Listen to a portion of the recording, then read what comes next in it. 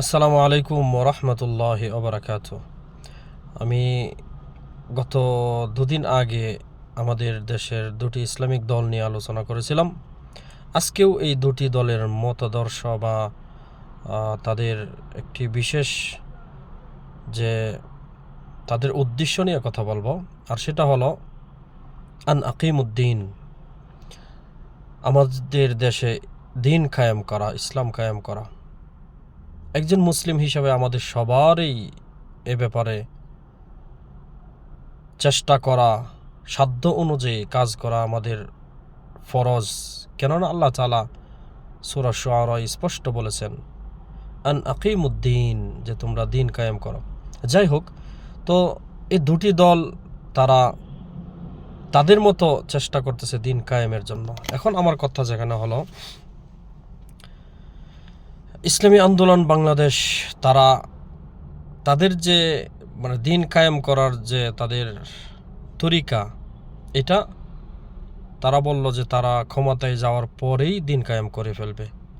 অপরদিকে বাংলাদেশ জামাতে ইসলাম, তাদের কথা হলো তারা ক্ষমতায় যাবে, পর্যায়ক্রমে আস্তে আস্তে দিন কায়েম করবে, একবারে না। তো আমার কাছে জামাতে ইসলামের যে সিস্টেমটা, এটাই আমার কাছে গ্রহণযোগ্য। মূলত ইসলামেও এটাই চায়। আমি আপনাদেরকে দৃষ্টান্ত দিয়ে বোঝাবো। যাই হোক, যদি একটা দৃষ্টান্ত দিই, ধরেন আপনি শুয়ে আছেন, এখন আপনাকে দৌড় দিতে হবে, তাহলে আপনি কিভাবে দৌড় দিবেন? ইসলামী আন্দোলন বাংলাদেশ তাদের কথা অনুযায়ী যে আপনি শুয়ে আছেন, দৌড় দিবেন কিভাবে? শোয়া থেকে সরাসরি দৌড় দিবেন। এটি কি ভাই সম্ভব? এমনটা হলে আপনার শরীর স্বাস্থ্যের ক্ষতিও হতে পারে, বা দৌড় দিতে পারবেন না। আপনাকে প্রথমে শোয়া থেকে উঠতে হবে, বসতে হবে, বসার পর আবার দাঁড়াতে হবে, দাঁড়িয়ে আপনি প্রস্তুতি নিয়ে দৌড় দিবেন, তাই না? কিন্তু আপনি শোয়া থেকে সরাসরি তো দৌড় দিতে পারবেন না। তো ইসলামী আন্দোলন বাংলাদেশ তাদের বিশ্বাসটা এরকম যে ক্ষমতায় যাব, গিয়েই দিন কায়েম করে ফেলব। ভাই, এত সহজ? আমরা বাঙালি মুসলিমরা, আমাদের ঈমান কি এতই কঠিন যে আপনি আমাদের উপর দিন কায়েম করে ফেলবেন আর আপনি এত সহজেই? যে বাঙালি মুসলিম যাদেরকে নামাজের দাওয়াত একবারের জায়গায় দুইবার দিতে গেলে তারা বলে তোমার নামাজ তুমি পড়ো, আমাদেরকে বিরক্ত করা কেন, সেই বাঙালি মুসলিমকে আপনি ক্ষমতায় গিয়েই দিন কায়েম করে ফেলবেন? এত সহজ? আর ইসলাম কি এটা বলে? আমি আপনাদেরকে একটা দৃষ্টান্ত দেব, অনেকেই হয়তো দেয়, যে আল্লাহ সুবহানাহু ওয়া তাআলা রাসূল সাল্লাল্লাহু আলাইহি সাল্লামের মাধ্যমে কিভাবে সমাজে দিনটা প্রতিষ্ঠা করেছেন। শুধু একটা বিষয় দেখেন, যে নবুয়ত পাওয়ার পরও সাহাবীরা তাদের যে মদ খাওয়ার একটা বিশেষ, তারা মদটাকে খুবই আগে থেকেই পান করত, খাইতো। যাই হোক, তো আল্লাহ সুবহানাহু ওয়া তাআলা কোনো প্রয়োজন নেই, স্পষ্ট আয়াত নাজিল করে নিষেধ করে দিলেই কিন্তু মদ নিষেধ হয়ে যেত।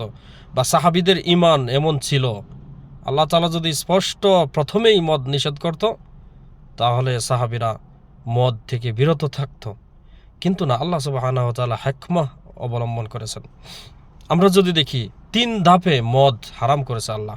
প্রথম ধাপ, যে আল্লাহ সুবহানাহু ওয়া তাআলা প্রথম ধাপে যখন সাহাবীরা তারা নিজেদের সতর্কার্থে রাসূলুল্লাহ সাল্লাল্লাহু আলাইহি সাল্লামের কাছে এসে বলে যে ইয়া রাসূলুল্লাহ, মদ, জুয়া এগুলার ব্যাপারে আপনার মতামত কি?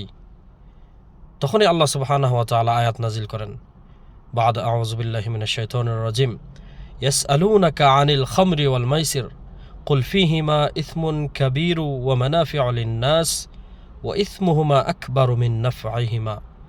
আল্লাহ সুবহানাহু ওয়া তাআলা বলেন, হে রাসূল, আপনাকে যারা মদ জুয়ার ব্যাপারে প্রশ্ন করে তাদেরকে বলে দেন, মদ জুয়া এগুলা ঘৃণিত কাজ, খারাপ কাজ এগুলা।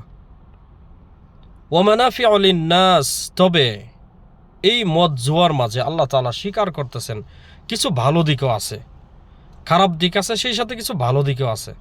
তার মানে উপদেশ দিচ্ছে আল্লাহ তাআলা।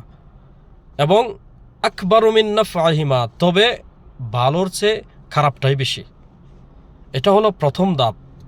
আল্লাহ সুবহানাহু ওয়া তাআলা এভাবে বলেন। তারপর যারা সতর্কবান সাহাবী তারা এগুলো ছেড়ে দিয়েছে, কিন্তু যেহেতু নিষেধ করে নাই।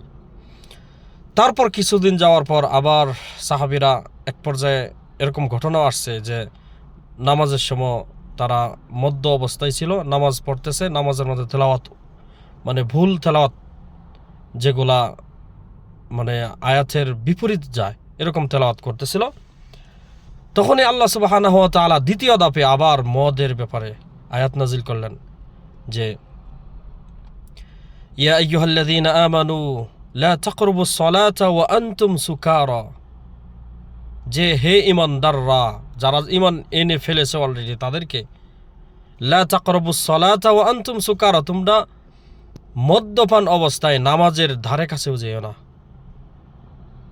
হাত্তা তা'লামু মা তাকুলুন, যতক্ষণ তোমাদের মদের নিশাটা না কাটে, তুমি বুঝো না কি বলতেছো, কি তেলাওয়াত করতেছো, ততক্ষণ নামাজের ধারে কাছে যাবে না। তার মানে আল্লাহ তাআলা এখানে বুঝাচ্ছেন যে তুমি শুধু ইবাদতের ক্ষেত্রে, নামাজের ক্ষেত্রে তুমি মদ থেকে বিরত থাকবে, এর বাহিরে মদ পান করার সুযোগ আছে, যেহেতু আল্লাহ তাআলা শুধু নামাজের কথা বলেছে। এটা হলো দ্বিতীয় ধাপ। তৃতীয় নম্বরে যখন মানুষ মদ পান করার পর, জুয়ার পর ঝগড়া ফাসাদ সৃষ্টি হয়, তখনই আল্লাহ সুবহানাহু ওয়া তাআলা ফাইনালি মদের ব্যাপারে আয়াত নাজিল করে হারাম ঘোষণা করে দিয়েছেন। আল্লাহ সুবহানাহু ওয়া তাআলা ফাইনালি বলেন, ইয়া আইয়ুহাল্লাযীনা আমানু ইন্নামাল খামরু ওয়াল মাইসির ওয়াল আনসাব রিজসুম মিন আমালিশ শাইতান। আল্লাহ তাআলা এখানে কয়েকটি বিষয়ের কথা উল্লেখ করেছেন যে হে ঈমানদাররা, মদ, জুয়া, লটারি, মূর্তি পূজা বা ভাগ্য নির্ধারক যে কাজগুলা, এগুলা ঘৃণিত কাজ। রিজসুম মিন আমালিশ শাইতান, মানে শয়তানের কাজ এগুলা। ফাজতানিবু, সুতরাং এগুলা থেকে বিরত থাকো, বাদ দাও এগুলা একদমই।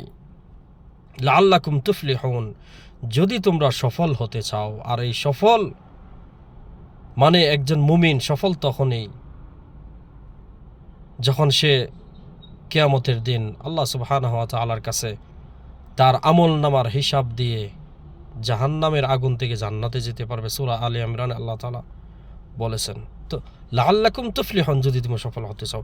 এখানে কথা হলো, দেখেন আল্লাহ সুবহানাহু ওয়া তাআলার কোনো প্রয়োজন ছিল যে 3 ধাপে মদ হারাম করার?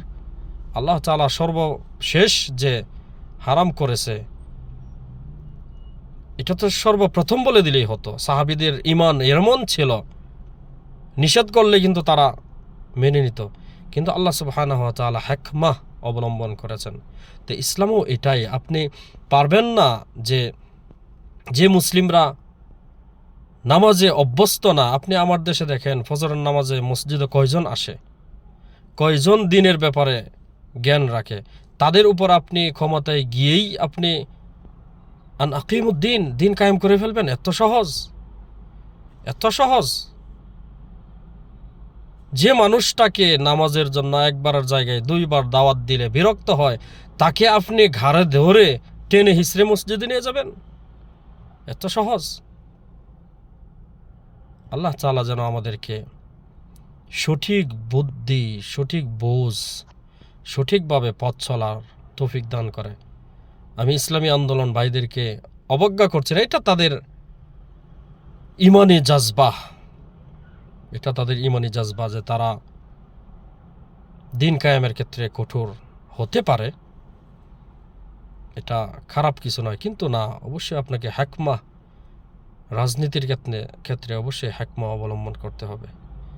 আল্লাহ সুবহানাহু ওয়া তাআলা আমাদেরকে সঠিক বুঝ দান করেন। আমিন। আসসালামু আলাইকুম রহমতুল্লাহ।